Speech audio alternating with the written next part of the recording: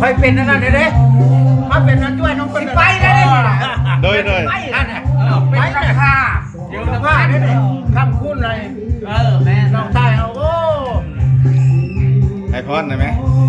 ไม่ไหวไปแล้วไอพอนจะภาพมันได้ไหมมันก็สวยเลยแล้ว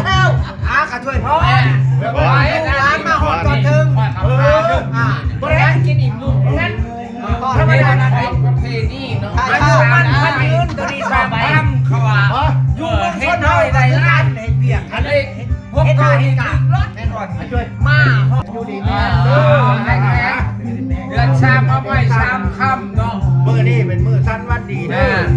เดือน3ออกไว้3ค่ำเป็นมื้อที่ว่าพวกมีหากดอกอัน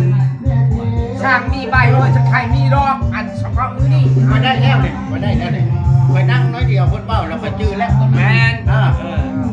อันให้โซ่ไข่มันให้ลาบเลยวันนี้ใครมีดอกหายากที่สุดเด้อ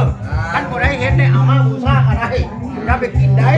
ว่ามันสิออกดอกบ่ทำบ่ด่าผู้แม่ก็แสดงว่าคันไปเห็นแล้วเอาไว้รถ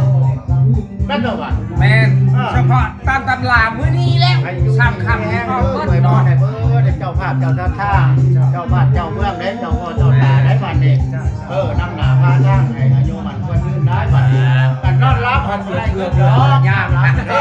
แข็งนอนตื่นจะได้เงินแสนแบนมือมามิตรภูเอาให้เด้อเงินเด้อทั้งแก้วทั้งข้าวให้ลาบให้รวยให้อยู่ดีมีแห้งสุขภาพแข็งแรงเด้อ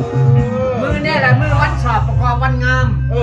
เดือน3ออกใหม่3คำแม่นครบมีห่าง3มีใบว่าทั้งไข่เป็นดอกแม่นบอกเขาในเล่ากินอย่าบกจกอย่าลง